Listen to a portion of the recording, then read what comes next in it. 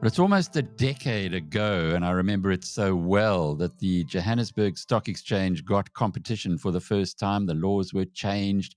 The whole Stock Exchanges Act was a different piece of legislation, and we all hoped that there would be intense competition and that the JSE, which had been operating as a monopoly for over 100 years, would start adjusting its prices accordingly. Well, it kind of happened. There are new stock exchanges, but they aren't operating as competitively as had been hoped.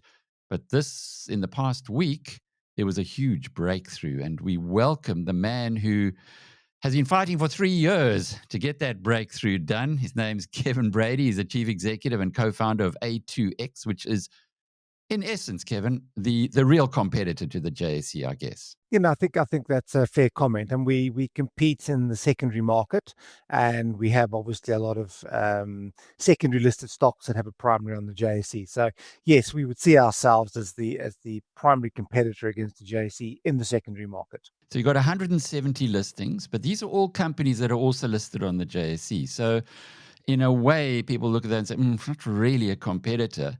You've been to the Competition Commission. They've taken 3 years of investigation to now say, okay, we think the JSE is applying monopolistic practices and we want to change it. Just explain, just go back those 3 years, because you guys have started trading since 2017. So it's supposed to be going back now to 2022. What exactly happened, and why were you so angry that you went to the Competition Commission to ask them to investigate your competitor? So yeah, a few questions in there. Maybe just to kick off, competition in the secondary market is pretty much the international norm. Regulators specifically split primary regulation from secondary markets to have brought competition into that space to create the benefits that competition bring, efficiencies. Just explain that. Right. Explain. Sure. You're talking to a broad audience. They don't know what the difference is between primary and secondary. What is it? Sure. So when a company comes to the market and they want to raise capital, they will do an initial share issue that will be controlled by the exchange, the primary regulation of the exchange. So i.e. they meet certain listing requirements. And then they have what they call continuing obligations, i.e. to remain listed, you need to do certain things. Now, a company pays an awful lot of money for that to be listed. And then obviously there's ongoing continuing obligations. Now, once those shares are issued, understand they're in public hands, right? They don't actually belong to the company anymore. They belong to you, me, Old Mutual, Coronation, etc., right? So the question is, now that they're in secondary hands, why shouldn't you have a choice where you want to buy and sell those shares? Why would you have to go back to the primary? Yes, you should have a choice to go back to the primary, but you shouldn't be forced to. So international regulations split the requirements around primary regulations and secondary markets to create competition in secondary markets. A great example given to me actually when I saw a client once was, but Kevin, just because I bought my Toyota from Toyota and from this particular dealership, when I want to sell it 10 years later, I want to go to We Buy Cars or I want to sell it to my mate. Why would I have to go back to the primary? So when we talk about primary and secondary, that's what we talk about. And obviously the secondary market is critical in your ability to buy and sell shares. It's your valuation. It's, your indication of price. So all those good things. So that's obviously in terms of the first part of the question. The second part of the question was kind of what triggered us to go to the Competition Commission. So you're right, we launched at the end of October 2017. And yes, regulation did change in 2012, but actually it wasn't. It was a step in the right direction, but it wasn't fully aligned with best international practice. So we always knew there'd be some challenges, but this particular action centers on the JSE and obviously exclusionary behavior. So what was the critical thing? You call up your broker and you say to your broker, I want to buy 1,000 ABC shares. And you say to the broker, get me the best price, right? So he looks across A2X and the JSE and he says, oh, look, there's 600 on the JSE at 10 Rand. Let me buy those. Oh, there's 400 on A2X, also at 10 Rand. So he lands up buying 1,000 shares across two markets. At the end of the day, he wants one contract note for 1,000 shares at 10 Rand, which means that you need to have some degree of interoperability at the post-trade system for that to happen. And so what triggered our complaint was quite simply we had been engaging with the JSE. The JSE has a system called the Broker Dealer Accounting System, or BDA for short. It's a mandated system. So if you want to be a stockbroker in South Africa, obviously given the heritage of the JSE, you're a member of the JSE, they make you use the system. They don't say, oh, by the way, we need certain information and you can send fixed messages to us. They say you have to use our system. It's a mainframe, 30-plus-year-old system that is expensive for people. So what we're saying is the critical system. The JSE is using that to entrench their monopoly. They're forcing brokers to have it, but then they don't let the broker use it to try and get you the best price. So that was really the starting point back in October after many years of engagement, trying to find a solution. We got frustrated, and we submitted a complaint to the Competition Commission. Hermanus is a man from this windy little town called Yaku. Sorry, other way around. Yaku's from Hermanus. Yaku, we need to talk about your upgrade problem. I don't have an upgrade problem. 2 Audis, an Opel, a Kia, and a Hyundai. It's 5 cars, Yaku. Denial. It's just 12 cars. And we buy cars that make it so much easier for you and convenient to sell your car. You want to try it? Okay, just once. Turn off the cameras. I see how this is addictive. Take 2 of those. We Buy Cars, the easiest way to sell your car by far. And what exactly did they look at over those 3 years? Was it that BDA system? In other words, this thing that seems to be this technology that seems to be at the center of keeping or retaining, in your words anyway, the JSE's monopoly. Yeah, so correct. So the way it works is you submit an objection. They come and do a preliminary investigation. They check if there's a case there.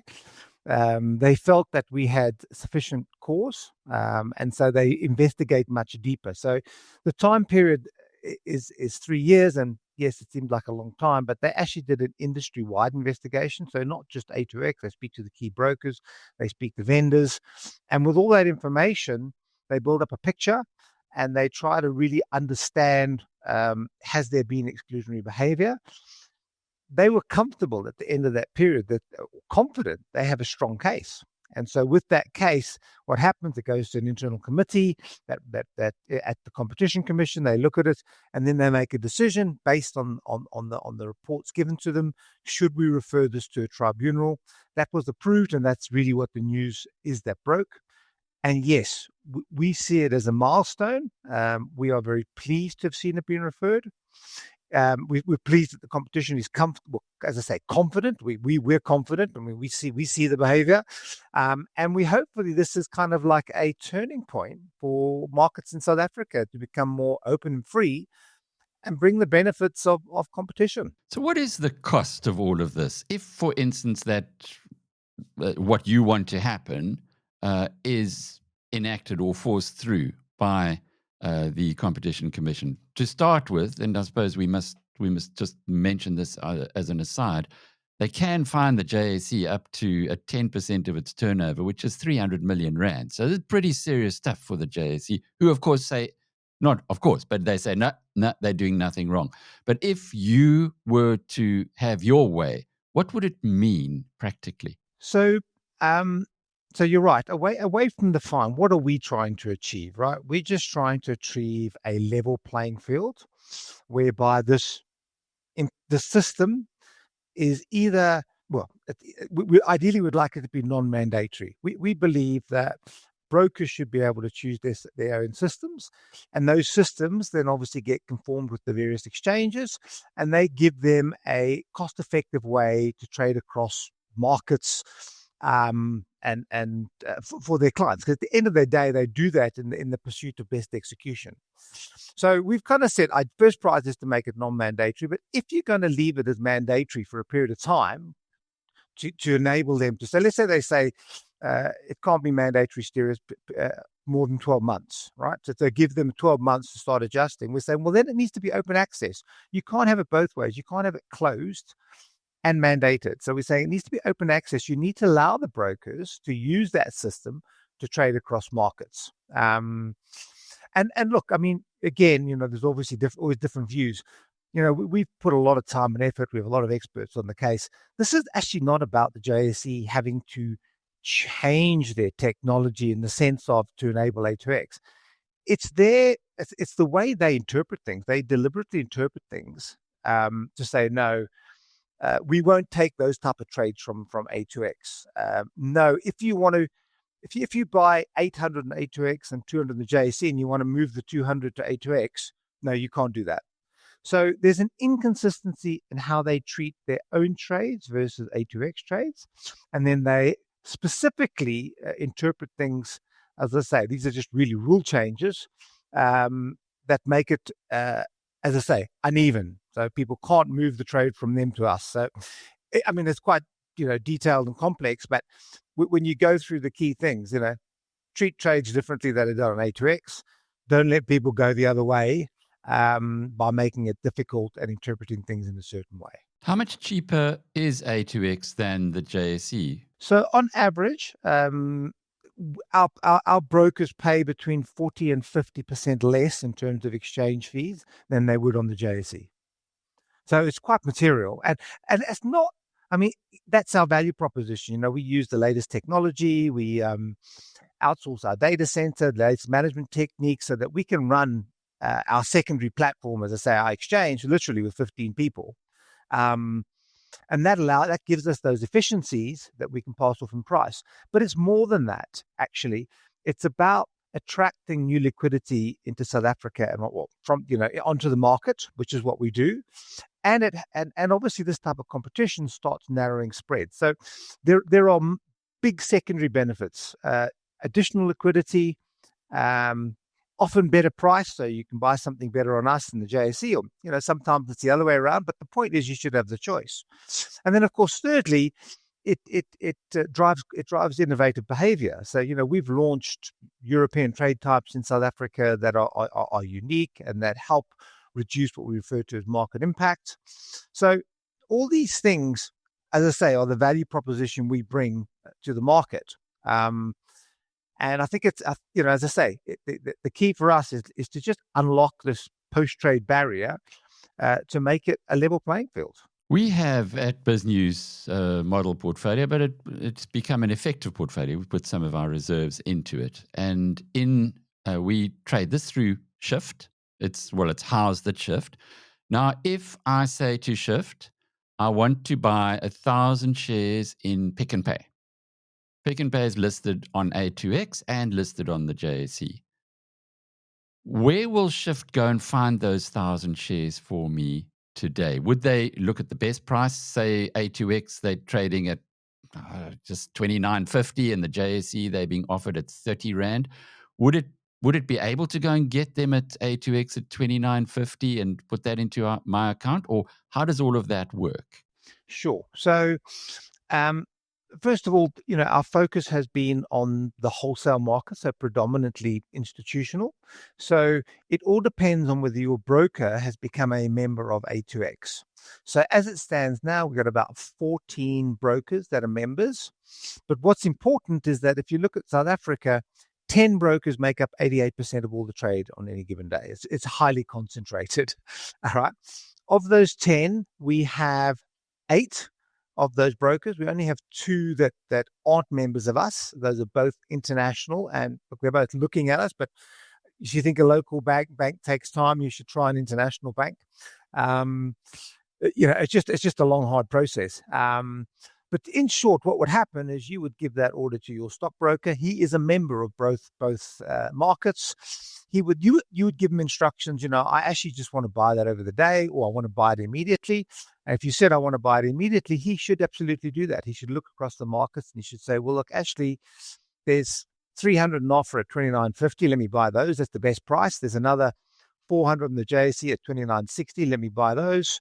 And then buy the balance wherever the best price is. So, yes, at the end of the day, he should give you one price, having traded across the markets. you'd be quite upset if they were 29 Rand 50 offered on A2X and you could buy the whole 1,000 and you went to the JSE and bought the 1,000 at 30. You'd go, well, what are you doing, right? So that is the brokers. The broker needs to get, we call it best execution for the client, i.e. he must get the best outcome for his client, and that required looking across markets. Now, obviously, exchanges run in microseconds, and if you pull up a live price, a process or NASPERS, you will see the market changing continuously, right? It changes quickly. So a lot of this is not done manually. The way it's done is they have what they call a smart order router. The smart order router takes data from the JSE and from A2X, and when that order comes in, it's taking that data, it says, okay, buy that 500, buy that 500. And it's all done in microseconds.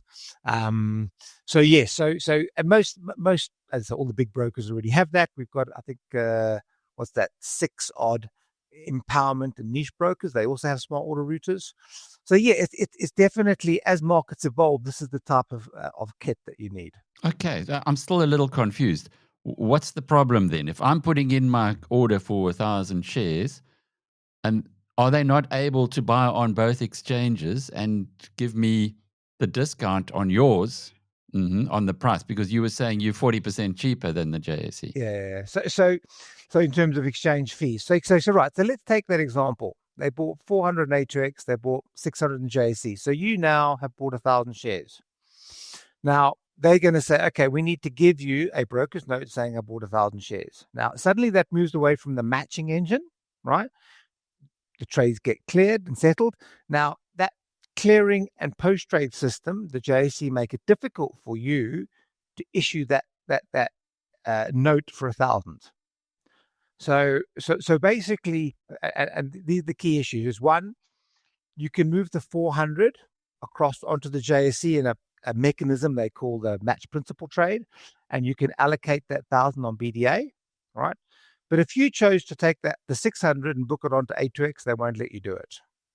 Or if you bought that 400 in a certain trade type, we have what we call off book and on book. There's a whole lot of different trade types. If certain trade types are used on A2X, they won't let you move it across to make one note. So that is the inconsistency we're fighting. We're saying, hang on, how can you take our trades, and it's okay if they book it in your system, but they can't move it to A2X to get all the savings and book it on A2X system? Or how come if you trade it in a certain way, you won't accept it, but it's fine if they do it on your market?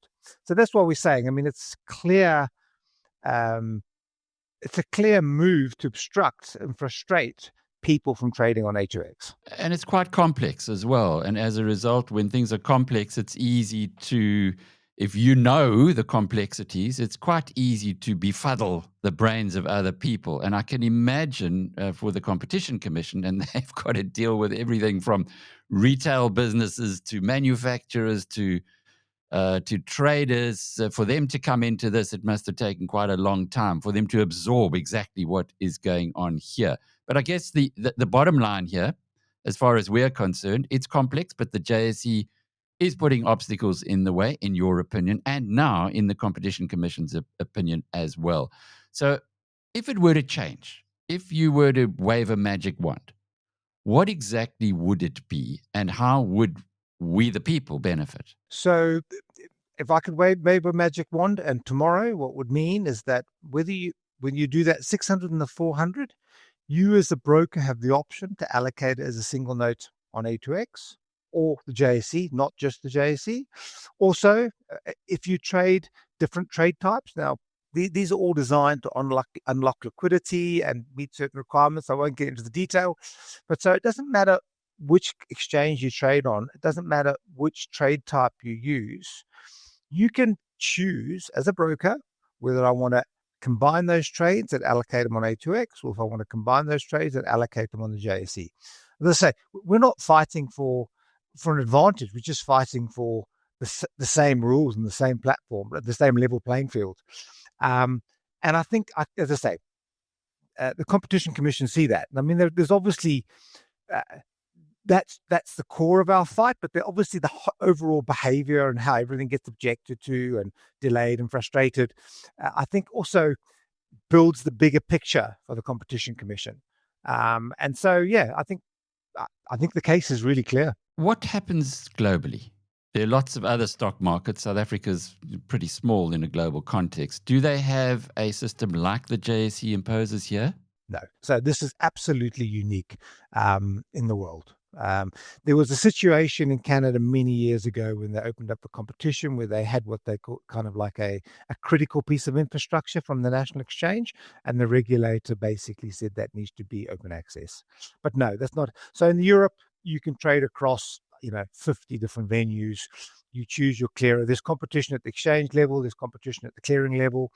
They don't mandate systems. So we are at least 15 to 17 years behind what happens internationally.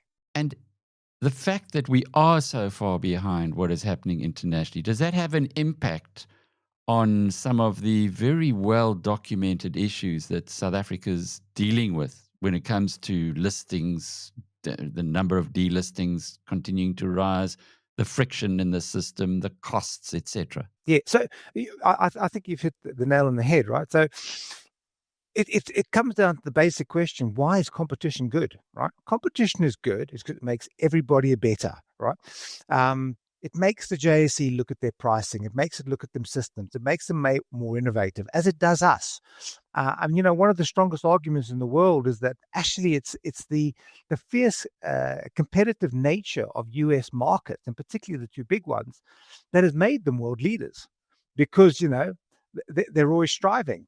And we all know the problem with monopolies, right? There's just no pressure for them to develop and evolve at the same rate. They can price how they want to price. And as a result, South Africa is expensive. We are behind. Yes, we've seen a loss in listings. Look, there's a bigger picture there. But, it feels very late in the day now to be updating your listing requirements after you've lost 50% over the last 10 years. I mean, it's just that response speed, right? That's why you need healthy competition in all markets. I'm a great believer in it. And once this is enacted, well, certainly that's what you're hoping for. Once it's enacted, or should it be enacted, you believe that there will be full competition then, and that the JSE, still operating like a monopoly, in your words, will then become much more market sensitive and much more efficient? So there are two, I think, barriers that have restricted effective competition in South Africa. So we, relatively speaking, although we've done very well in our space and in the shares that we offer, overall we're still, call it 3 to 4% of total market volumes. There's two things. One is outdated regulation. So our regulation is from 2012. It never envisaged the concept of competition, really, and definitely not a complex modern world where you have cross listings. But that is changing. I think where we're encouraged is that the regulator does tend to adopt international best practice. The pain part is actually going from "we think we should do this" to implementation. So we've got two sets of regulation probably in the next 3 years that should be rolled out. So that I think is going to be critical to make us look like international markets. And the second thing was the specific behavior of the JSE away from regulation, just how they were using their systems to block competition. I think those two things would give us very healthy competition in South Africa. And, I can't see any reason why, with good competition, that South Africa can't become like a financial hub and center for capital markets. What's the cost of all of this to the country? You've been at it now for 3 years with the Competitions Commission. Before that, you've been banging on your drum as well to say level the playing field. You must have done some numbers.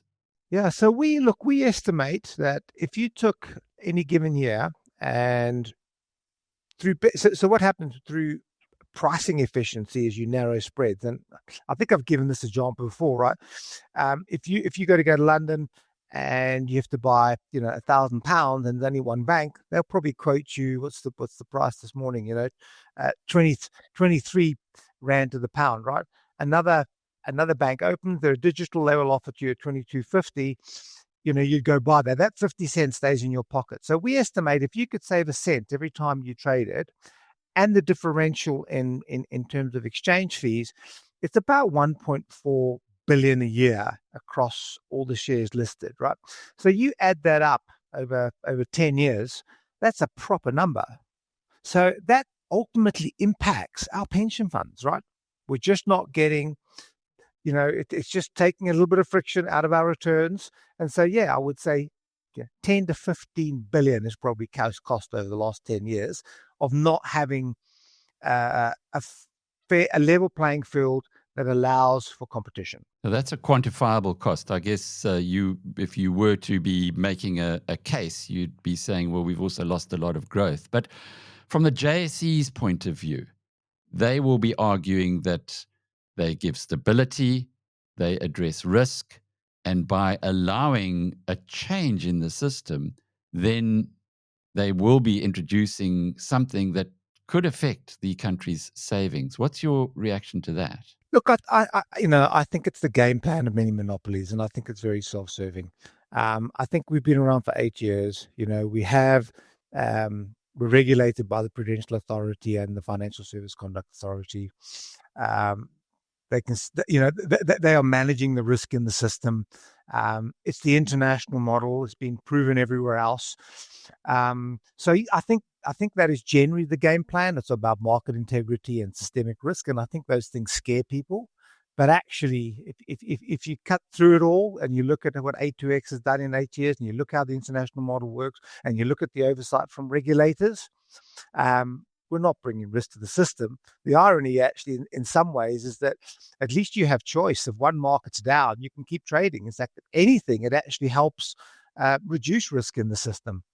If you had to pick one thing that would shut this market down overnight, it would be BDA going down. It's the biggest single point of risk in the market. And that's why they've been obviously trying to evolve it over the last 10, 15 years. And as far as private individuals are concerned, do we have to do anything in this, or does it all work through the brokers?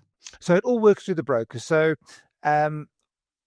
for exchanges, we have authorized members or brokers. And obviously, to become a broker, there's a lot of requirements in terms of the people that you have, the systems that you have, the capital that you have, right? So they're part of the risk system. So you as a retail broker, as a retail client, actually, funny enough, retail clients, which only probably make up about 5% of all the trade, funny enough, the risk is very low, because actually before you buy and sell, that broker will check whether you've got the shares or the cash, right? It's actually the wholesale market where they trade, and then there's a risk process called clearing that makes sure that what they bought and what the person sold settle, right, on T+3. And that's obviously the big argument about why you want that settlement cycle shorter, because it's about risk management. But no, from a retail perspective, there's nothing you need to do. We are, as I say, we do have our eyes on attracting retail. It's interesting enough, it's a little bit more complex than wholesale because of the way it works. But we do see it as an opportunity there. For us, it's really about getting that 95% right first. All right. So the idea is get a level playing field, then you can enjoy your natural growth in your mind, and thereafter you will be able to offer a better deal across the board, including to the individuals who at the moment might not have actually entered the fray. Although Easy Equities, are they one of your clients? So that's a good question. So Easy Equities actually trades through an authorized broker that has access to A2X. So actually, Easy Equities is not a direct member of an exchange. They trade through a member of an exchange. But yes, they've done a good job. And so because of the way they trade, they are considered a wholesale client. So they would work through somebody else. They're not actually a stockbroker themselves. Not a direct member of the JSE or A2X. That is correct. They would work through a authorized broker. So yeah, one of those big 10. And the Standard Bank guys at Shift, do they trade directly with you? So again, Standard Bank has a large securities team, and they have balance sheet trading, institutional trading, retail trading. And yes, we pick up a lot of it. When I say a lot of it looks at us in the sense of when they're trying to find best execution. In fact, Standard Bank are the biggest broker in South Africa, or on a year-to-date basis. Them and Perisec fight it out. So yes, they would.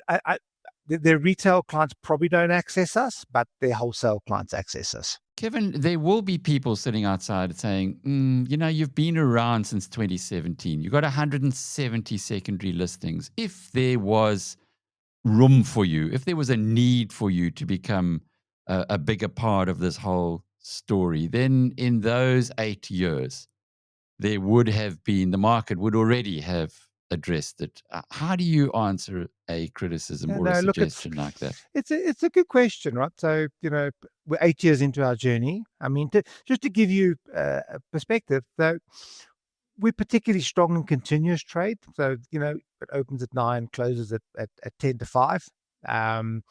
So where those shares are listed on A2X, last month, over 8% of all that trade took place on A2X. Now, we wouldn't be able to do that without the support of the brokers and the corporates that are listed on us. So what we're saying is there actually is a lot of support, and they actually have helped us to get a large part of the way there. It shouldn't have taken as long, though. Internationally, it normally takes close to 3 years because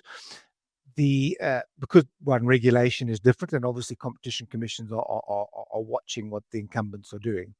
So my sense is actually against in a difficult environment where we haven't seen regulation change and we've been fighting a monopoly, we've actually done remarkably well.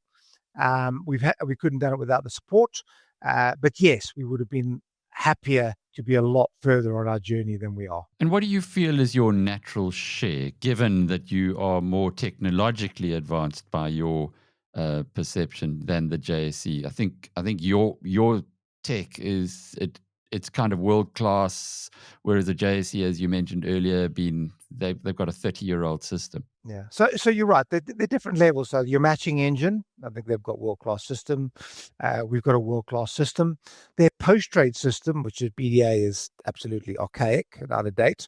Our post-trade system is, recently built in the last, 8 years. So yeah, very, very modern tech.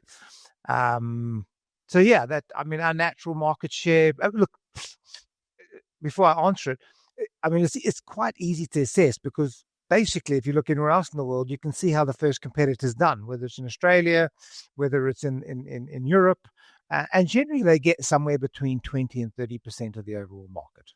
And then what happens is the incumbent fights back, or you get other players coming in. But it's interesting. If you look at Europe, obviously it's they've got many countries and many national bourses.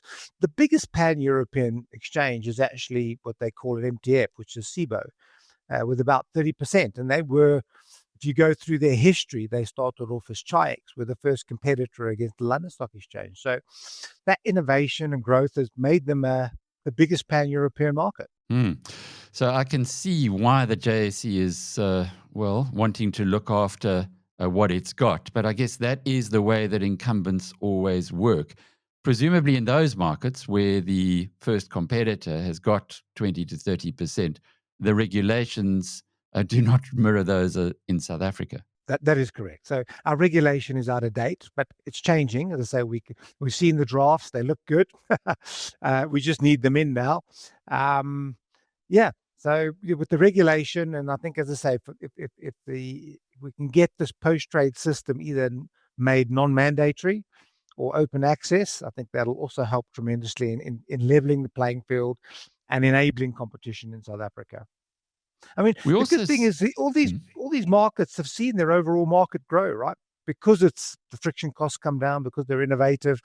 It's been good for markets. But we're also seeing some very exciting developments on stock markets around the world, moving towards 24-hour trading, for instance, where it doesn't close, the exchanges in South Africa, A2X or the JSE, won't close at 5 o'clock. And if you want to buy your Naspers shares at 8 at night, well, you would be able to do that. Would that be possible in the current system? So, look, it definitely, I mean, if you can get regulatory approval, there's no reason why we couldn't offer 24/5 or possibly 24/7 trading. I mean, the technology is advanced that we use to a state where actually it does support that. It would be more of an economic decision in the sense of, does it make economic sense to have the shares trading 24/5? Would people actually buy and sell it at 8 o'clock at night? At this stage, what we're, as I say, we've done quite a lot of work on it. We're watching what's happened internationally. The US is definitely leading the charge, but they do have a particularly large direct retail participation versus, say, Europe and South Africa. But absolutely, we're keeping a close eye on it. In fact, we did a webinar about a month ago on it with an expert.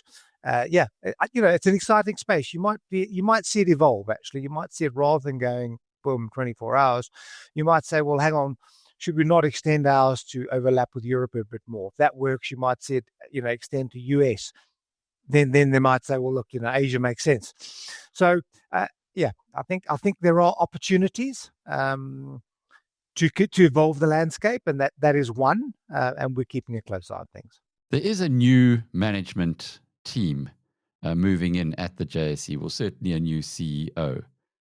Have you sat down with them yet, given that it's no fun going through a competition commission attack as they are now being subjected to? So I would say there's two things. I say if I look backwards, we've made numerous attempts to try and resolve these issues. And in fact, we made some breakthroughs back in 23.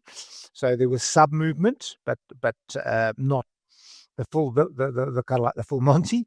But yes, we are hopeful that with Valdine stepping in, that she looks at this differently and that she is willing to engage and try and resolve. But I say, for us, it's just about creating a level playing field. Happy to engage with them around it and find solutions. Why are you hopeful, given that the baton has been passed on from Nikki Newton-King, who was clearly monopolistic in her views, to her successor, who, from what you've told us now, is not, she hasn't been giving any ground. So why do you think that the new lady in the chair will be any different? Look, I guess maybe, as you say, it is hope. We're hoping that now that it's in the public domain, that, board looks at it and says, is this really the right way forward for us as a business? Should we continue to try and obstruct, delay and frustrate, or should we engage and try and work together with the other players to grow the market? We're obviously hoping it's the latter, but we'll find out in time. But the status quo has got a very strong group of antibodies the minute that you get any disruptor who wants to change things. There's a lot of money at stake here. There is a lot of money. Not just the fine that they could be subjected to, but if A2X were to take 30% of the trading, the JSE would have to probably lay off quite a lot of the people that it employs, and they employ a heck of a lot more than 15, as you do. So it's like 400 to 500. But look, they obviously cover a lot more income streams and they do a lot more assets than we do. Look, you're right. The challenge with monopolistic DNA is changing it. And generally, they don't change willingly. They are forced to change, and it's forced through regulation and competition.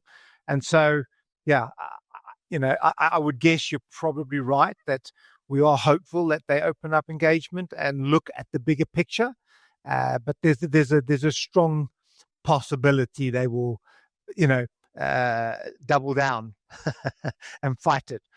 I would argue, though, when you see double down, when ultimately things are forced to change, that like then the slow trickle turns to a flood, because people actually consciously or more aggressively move to other options when they can. I guess some type of analogy would be Eskom. Like, as soon as we could go solar, everyone went solar, right? So when it opens, it's going to be more brutal than trying to manage the process. Kevin Brady is the chief executive and co-founder of A2X. I'm Alec Hogg from biznews.com.